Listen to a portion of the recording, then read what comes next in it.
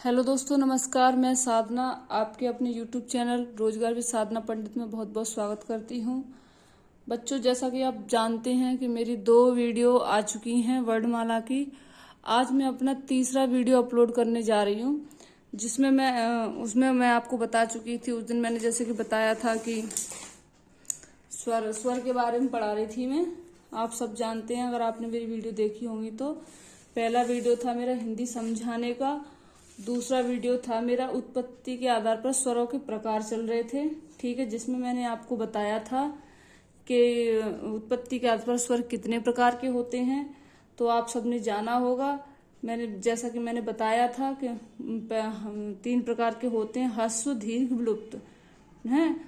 तो ह्रस्व, दीर्घ, विलुप्त में मैंने पहला बताया था कि ह्रस्व कौन से होते हैं, ह्रस्व स्वर को क्या क्या बोलते हैं। ह्रस्व स्वर को मूल स्वर भी कहते हैं, लघु भी बोलते हैं, और ह्रस्व स्वर तो ह्रस्व है ही, ठीक है। ह्रस्व में होता है छोटा रूप, यानी कि छोटा, जिसको बोलने के लिए कम ध्वनि निकालनी पड़े, यानी कि हमारा कम मुंह फटे, ठीक है। तो ह्रस्व में होता है छोटा अ, ई, उ और ऋषि वाला रा। अब जैसा कि मैंने बताया कि दूसरा बताया था दीर्घ स्वर। दीर्घ स्वर में मैंने आपको बताया था बच्चों कि दीर्घ स्वर क्या होते हैं। मैंने बताया था आपको दीर्घ स्वर बताया था मैंने आपको कि जैसे कि बड़ा आ, बड़ी ई, बड़ा उ, ठीक है। ये सब जैसे जिसको बोलने में ज्यादा समय लगे, जिसको बोलने में क्या लगे, ज्यादा समय लगे। जैसे हंसू में कितना लग रहा है, छोटा समय, और इसको कितना समय लग रहा है, बहुत ज्यादा। जैसे बोलो, जैसे अ बोलो तो कम समय लगा। अब इसी चीज को आप आ करके आ बोलोगे तो ज्यादा समय लग रहा है कि नहीं, तो उसको बोलते हैं हम दीर्घ स्वर, ठीक है। अब तीसरा बताया था विलुप्त स्वर, क्योंकि उत्पत्ति के आधार पर स्वर बताए थे ना मैंने, तो तीसरा हमारा है विलुप्त स्वर। अब विलुप्त स्वर में बताया था मैंने कि ह्रस्व मतलब कम टाइम, दीर्घ में बड़ा टाइम, और विलुप्त में छिपा हुआ। विलुप्त मतलब क्या होता है, छिपा हुआ। तो विलुप्त क्या होता है, विलुप्त में क्या है, दीर्घ स्वर से भी ज्यादा समय लगता है, उन्हें हम बोलते हैं विलुप्त स्वर, ठीक है। विलुप्त स्वर मैंने बता दिया था आपको कि जैसे ओम, राम, राइम, ऐसे करके ये बड़े बड़े वर्ड यूज होते हैं, ठीक है। अब मैं आज अपना तीसरा वीडियो अपलोड करने जा रही हूँ, जिसमें मैं आपको बताऊंगी। 2 वीडियो आपको बहुत अच्छे तरीके से समझ में आ गए होंगे हैं, और आपने पढ़ भी लिया होगा। अगर आपको कोई डाउट लगता है तो आप मेरे कमेंट बॉक्स में बताइएगा मुझे, जिससे मैं आपको क्लियर कर सकूं, ठीक है। तो आज मेरा है तीसरा वीडियो। तो तीसरे वीडियो में बच्चों, जैसा कि आप जानते हैं, मैंने बताया था, मैं बताने जा रही हूँ अब आज आपको कि तीसरे वीडियो में क्या है कि अब पहला हो गया हमारा उत्पत्ति के आधार पर स्वर के प्रकार। अब दूसरा क्वेश्चन पूछता है हमारा जीवहा के आधार पर स्वरों के प्रकार बताइए। जीवहा के आधार पर स्वर कितने प्रकार के होते हैं, ठीक है। तो जीवहा के आधार पर स्वर हमारे कितने प्रकार के होते हैं, 3 प्रकार के।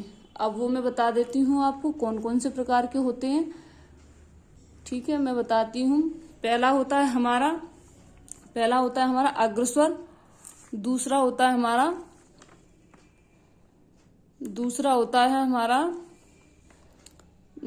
मध्य स्वर, तीसरा होता है हमारा पक्ष स्वर, ठीक है। यानी अग्र में आगे वाला, मध्य में बीच वाला, पश्चिम में पीछे वाला, ठीक है। तो अग्र अब कौन से होते हैं, इनकी डेफिनेशन पढ़ लेते हैं, एक बार परिभाषा पढ़ लेते हैं। जीभ के अगले भाग से बोले जाने वाले स्वर, ठीक है, यानी कि जीभ के आगे भाग से, समझ रहे हो, आगे वाले भाग से बोले जाने वाले स्वर, जीभ के आगे से बोले जाने। तो आगे से कौन कौन से बोले जाते हैं, ई, बड़ी ई, छोटी ए, बड़ी ए, ये हो जाएंगे, ठीक है। अब आप कहोगे कि मैडम ऐसे कैसे याद रहेगा हमें, तो पहले आप इसको पूरा समझ लीजिए, फिर मैं आपको इसका वो भी बता देती हूँ, ट्रिक भी बता देती हूँ, जिससे आप बहुत अच्छे तरीके से याद कर सकेंगे। दूसरे नंबर के होते हैं मध्य स्वर। मध्य स्वर का मतलब क्या होता है कि जीभ के मध्य भाग से बोले जाने वाले स्वर को क्या कहते हैं हम, मध्य स्वर। अब तीसरी क्या है, हमारा तीसरा प्रकार क्या है, पक्ष स्वर। ये आपको दिख रहा होगा, पक्ष स्वर। तो इसमें आपको दिख रहा होगा जीभ के पश्च भाग से बोले जाने वाले स्वर। मध्य में क्या होगा, देखो आगे भाग से बोले जाने वाले ये हो गए छोटी ई, बड़ी ई, छोटी ए, बड़ी ए। मध्य में मिस अ। अब जीभ के बीच वाले भाग पे जाइए तो वहां से निकलेगी इसकी अ, ठीक है, आप खुद भी बोल के देखिए तो ये ना कि कंठ पे आवाज जा रही, ये सीधे बीच के हिस्से से आवाज आ रही है। ठीक है, तो अब कौन सा हमारा पच्च स्वर। पच्च स्वर में क्या है कि जीभ के पश्च भाग से बोले जाने वाले स्वर, जैसे आ, छोटा ऊ, बड़ा ऊ, छोटा ओ, बड़ा ओ, और ये है हमारा आगत स्वर है। तो अब इसको आप बोलो आ, ऊ, ओ, तो ये हमारे कंठ से आवाज आ रही है। समझ में आ रहा है आपको कि मतलब पीछे से, पश्चिम से होता है पीछे से, तो पीछे के हिस्से से जब गले में आप खुद बोल के देखना, जब आप बोलोगे ना तो इन पश्चिम वाले स्वरों को जब बोलोगे तो ये पीछे से आवाज आती हुई आपको दिखाई देगी। अब मैं इसकी आपको ट्रिक बता देती हूँ जिससे कि आपको बहुत आसानी रहेगी याद करने में। जैसे अब वो पूछ ले जीवा के आधार पर स्वरों के प्रकार बताइए, तो कई सारे बच्चे नहीं याद कर पाते हैं। तो इसका क्या रहेगा, ट्रिक रहेगी पहली वाली की, देखो अग्री ए ऐसे करके बोलेंगे, या तो आप लिख लेना, लिखना तो पड़ेगा ही आपको, अग्री ए। तो अग्री, अब देखो ग पे क्या है ई, अग्री, तो सेंस निकालो, ई आ रहा है ना, तो ई मिस छोटी ई बड़ी ई मिस क्या होता है, छोटी ई बड़ी ई, अग्री ए, तो ए आ रहा है ना, तो छोटी ए बड़ी ए, तो इस अग्री ए को याद रखना, तो जिससे तुम्हारे ये दोनों वर्ड याद रहेंगे, चारों वर्ड याद रहेंगे, छोटी ई बड़ी ई, छोटी ए बड़ी ए, अग्री ए, ये इसको याद रखना, अग्री ए। आप खुद बोल के देखो, ग्री ई की सेंस निकल रही है कि नहीं निकल रही, तो ऐसे छोटी ई बड़ी ई, छोटी ए बड़ी ए। अब आप आ जाओ, अब ये तो आपको याद रहेगा। जब ये आपको 4 वर्ड याद हो गए, आपको ये याद रहेगा ये तो हमेशा हर बच्चे को याद रहता है, बस समस्या कहाँ आती है मैं बता देती हूँ, इनमें और इनमें। अब जब इन दोनों में से ये चीज छट गई तो फिर तो यही बच गई। तो आप तो ऐसे लिख के भी देख सकते हो कि भाई ये तो आ ही गई, ये तो ट्रिक से हो ही गया, बीच वाला हमें पता है अ होता है, रहे बच्चे जो रह गए हैं वो सब पीछे के हैं। ठीक है, तो पश्च में आते हैं। तो इसकी ट्रिक है अग्री ए, छोटी ई बड़ी ई, छोटी ए बड़ी ए, मध्य में अ, और पश्च में छोटा आ, बड़ा आ, छोटा ओ, बड़ा ओ, छोटा ओ, बड़ा ओ, और आगत स्वर। तो ये हमारे हो गए जीवा के आधार पर। किसके आधार पर हो गए, जीवा के आधार पर। अब मैं आपको बताती हूँ कि क्या है। अब अगला आता है हमारा क्वेश्चन के पेपर में आता है क्वेश्चन कि बताइए मुख आकृति के आधार पर स्वरों के प्रकार। तो मुख आकृति के आधार पर स्वरों के प्रकार कितने होते हैं, मुख खुलने या मुख आकृति के आधार पर, एक ही बात है, मुख या तो ये ऐसे पूछ लेगा मुख खुलने के आधार पर या मुख आकृति के आधार पर। तो मुख आकृति के आधार पर 4 प्रकार के होते हैं। 4 प्रकार के कौन कौन से होते हैं, अब वो आप देखो, इसको भी मैं ट्रिक से बताऊंगी तो आपको बहुत अच्छी तरीके से याद रहेगा ये। ठीक है, तो अब पहला आता है हमारा संवृत स्वर। संवृत, ठीक है, संवृत स्वर बोलते हैं। अब संवृत स्वर की परिभाषा सुन लेते हैं एक बार हम। संवृत स्वर की परिभाषा है बोलते समय मुख लगभग बंद रहता है। संवृत स्वर की परिभाषा क्या है कि बोलते समय मुख लगभग बंद रहता है।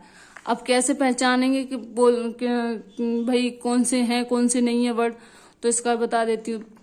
जैसे छोटी, अब आप बोल के देखो, पहले आप वो समझो, डेफिनेशन समझो, उसके बाद में ट्रिक बाद में, पहले खुद से समझो चीजों को। मैं जो समझा रही हूँ आप उसको समझो पहले। छोटी ई, तो आपका मुंह कहीं खुल रहा है, नहीं खुल रहा। बड़ी ई नहीं खुल रहा, ऊ नहीं खुल रहा, बड़ा ऊ नहीं खुल रहा।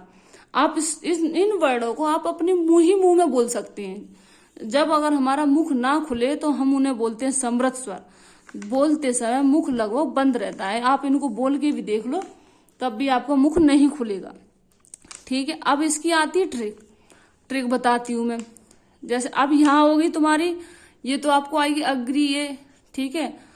अब आती है यहाँ, तो इसकी ट्रिक है सुई।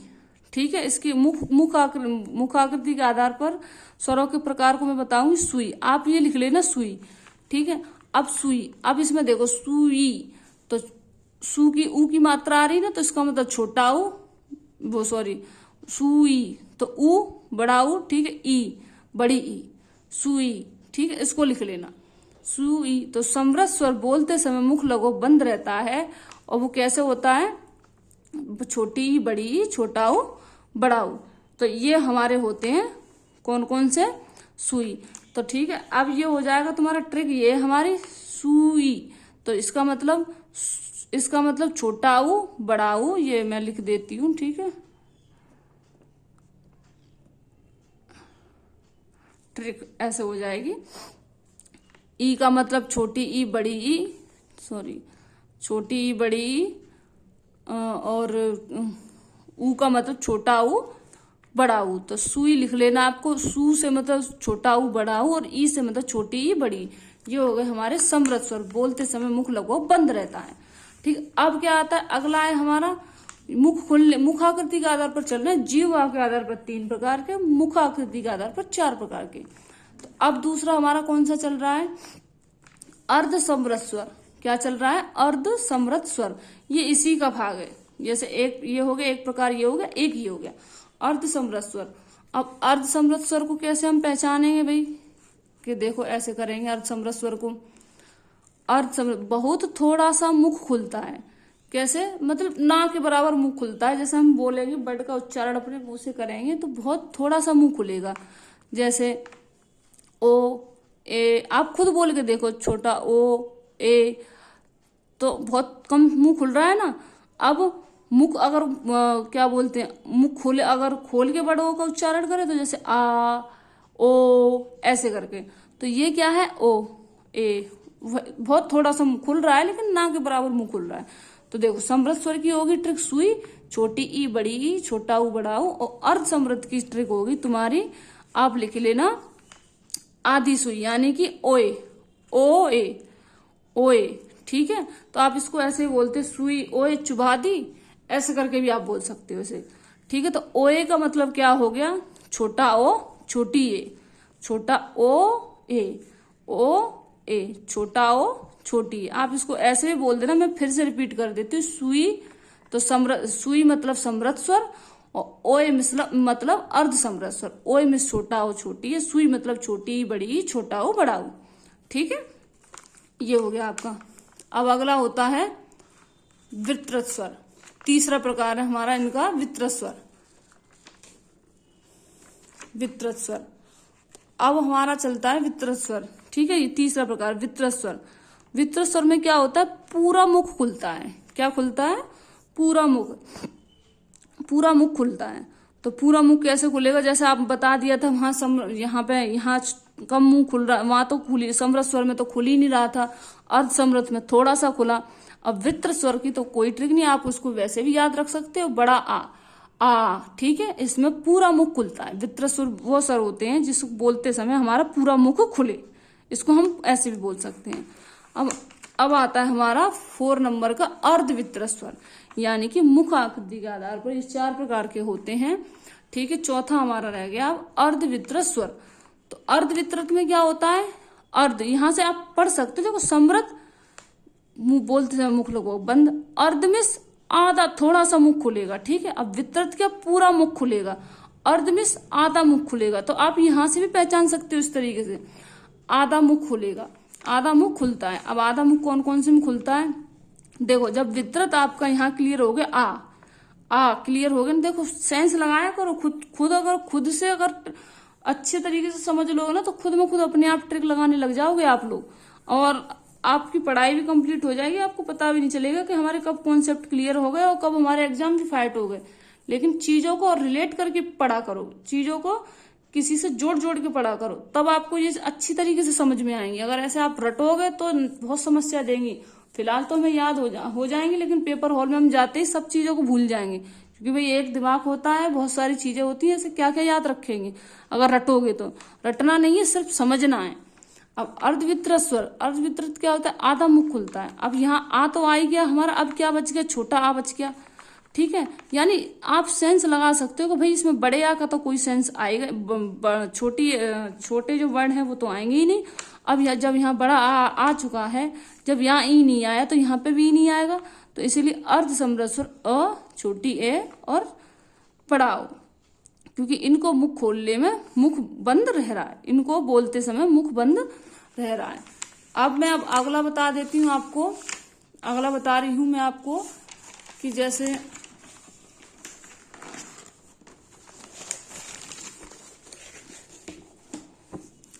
अब मैं अगला बता देती हूँ कि जैसे अगला है हमारा अब पहला हो गया हमारा उत्पत्ति के आधार पर स्वरों के प्रकार, दूसरा हो गया हमारा उस पे दूसरा हमारा किस प्रकार के हो गए, जीव वाक्य के आधार पर, दूसरा हमारा हो गया जीव वाक्य के आधार पर, तीसरा हो गया हमारा मुखाकृति के आधार पर। अब आगे हमारा चौथे नंबर की बात आ गई ओष्ठाकृति के आधार पर। ओष्ठाकृति, ओष्ठाकृति मतलब क्या होता है, होठों से उच्चारण उनका। ओष्ठ मीन्स होठ, समझ रहे हो ना, ओष्ठ मीन्स होता है होठ, तो होठ के उच्चारण से कौन कौन से स्वर होते हैं वो समझ लो आप। तो होठ को क्या, ओष्ठाकृति के आधार पर स्वर दो प्रकार के होते हैं। ठीक, आपको आप भी समझ पा रहे होंगे।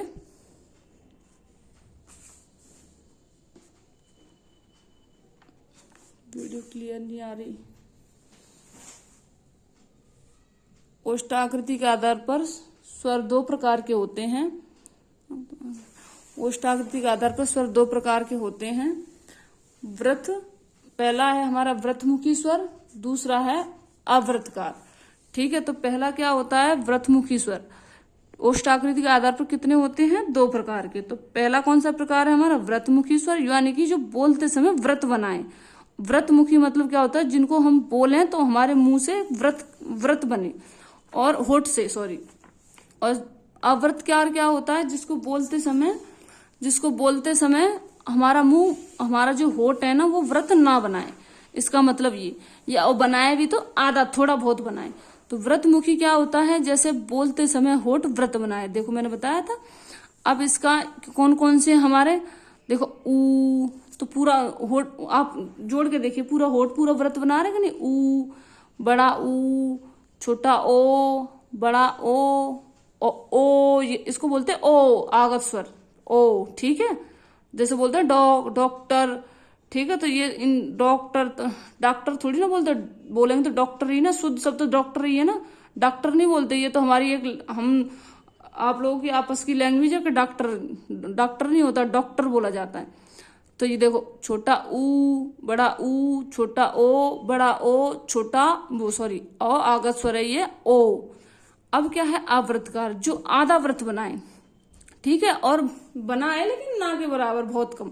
तो जैसे इसकी डेफिनेशन ऐसे भी पढ़ सकते हैं कि जो व्रत ना बनाए हैं, आ, ई, और ऋषि वाला रा, ए। यानी कि आप इनको ऐसे रिलेट कर सकते हैं कि व्रत बना के देख लो, किस किस से व्रत बन रहा है। ठीक है, और किस किस से नहीं बन रहा। जिससे बन रहा है वो व्रतमुखी हो जाएंगे, जिससे नहीं बन रहा उन सबको डाल दो इधर अव्रतकार में।